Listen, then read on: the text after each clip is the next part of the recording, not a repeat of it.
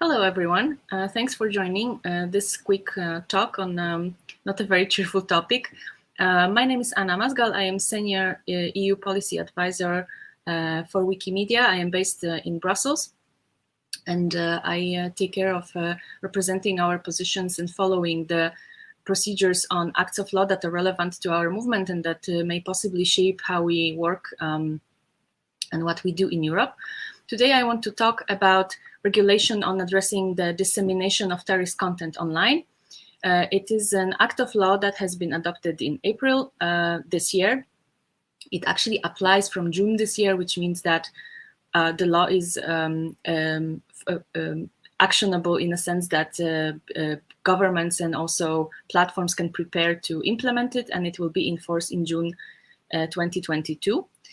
It is important because we are also in the scope of this law, of this regulation, and it remains to be seen what are exactly the steps of compliance to be taken by the foundation mostly. But this is now the time to prepare it. I don't want to talk about those preparations as I'm not the right person to give any information on that, but I would like to tell you about how this law came to be, and also what is the learnings from our participation or our oversight over this happened for future regulations of that type.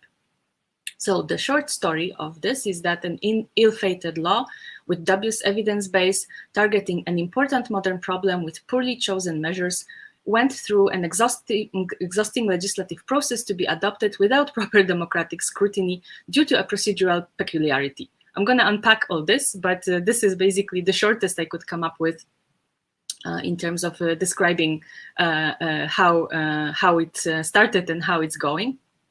We get to the point where I guess we can sum up why it is ill-fated, but I think one of the important points is to address the dubious evidence base. So basically, the European population, the citizens were surveyed a few years ago by Eurostat, which is the European Statistical Office, about whether they encountered the terrorist content online. And only 6% of them actually said that they did, which also is very hard to say what exactly they saw, because for some people, of course, it may have been the gruesome videos that are placed by terrorists in different parts of the world that are super violent. And obviously, we don't want anybody to be exposed to this. But also, you know, for some people, it is basically looking at something that is vaguely from another part of the world, and that maybe you know, it's in the language they don't understand. So again, this is very hard to describe. Then the European Commission said that because they don't see any apparent connection coming from research between what people see online and how they get radicalized. As one official told us at the meeting in the European Parliament, they had to make an educated guess, and they actually kind of decided that there is a connection between those two things. And therefore, they designed this law. Obviously, this law addresses an important modern problem, but addresses it in a way that is still very murky. For example, it's very hard to say what is this thing that is called terrorist content. So I mentioned the violent videos, but also since Europol wants to target so-called soft terrorist propaganda, for example, for them, depictions or videos of brown people swimming are also considered to be terrorists. So this is obviously a very racist take on what could that be. And the legislation does not really, you know, frame it very well. Then who is a terrorist, right? Depending on where we ask this question, we can come up with different answers, and different people will come up with different answers. So this question can be answered very differently in Middle East, but also, you know, who can be considered terrorists in Europe, in countries such as Hungary or Poland, for example. And also one of the MEPs actually said or tweeted when we proceeded through this whole discussion that, you know, there are eco-terrorists in Europe and they should be also tackled with this law. So many ideas on how to use it and abuse it. The measures that have been taken have been poor because on top of those murky definitions, the administrative powers which is basically government, not only judges, can release orders to act upon in 1 hour to remove content. Also, the law is formulated in a way that points out that actually the most effective way to not be liable for such content by a platform is to actually filter the content, which is of course very complicated, because how an algorithm would know if a given piece of content is part of news cycle or is used for educational purposes or for any other purpose that is not illegal in itself, because it doesn't try to convince people to support terrorism. As to legislative process, it was a standard one. We went through the EU Parliament, the law went through the EU Parliament, European Parliament, then through the discussions that are called trilogues, which is between the Parliament and the Council of the EU, which is the gathering of all member states of the EU, with participation of European Commission. And people were to the end very divided over what is the best course of action with this law.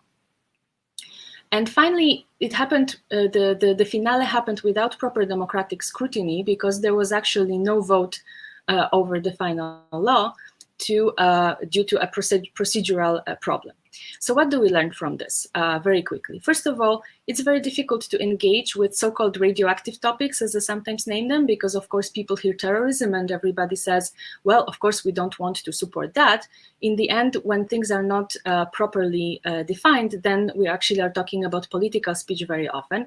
And also, I think that we should be able to discuss difficult topics when we have an occasion, and not just sanitize internet from them. There was a little popular mobilization around it, probably because of the topics. That's another learning. And also because then during the procedures, the pandemics happened, and of course people had other things to worry about. But we also have to think about how to get people more involved in actually understanding this, and how can we be better informed, because again, these important acts shape our future and our work and how the internet will look like. The lack of the vote also caused that some politicians who actually supported our positions, were sympathetic to them, gave up on opposing this law because of political calculations. Well, they said there will not be a better version of it, so we just should vote it and get on with it. We also believe that the quality of regulation deteriorated by adopting this law, because it established a firm precedent of how the control over speech on internet is actually enforced by private platforms, and there is very little oversight on behalf of judges of the judiciary system that actually should be responsible for it, and there's little redress for people whose content is actually being removed and also over-removed based on these laws. If you want to know more about this, we have a blog. It's called wikimedia.brussels. That's the URL. You can check our recording of what happened and how the process went, and also about other laws that we look into. Also, please look me up, and I will also check the Etherpad if you have any questions later on, and try to answer them there. So thank you very much for being with me. And I hope to see you soon in Wikimania in Remo. Thank you.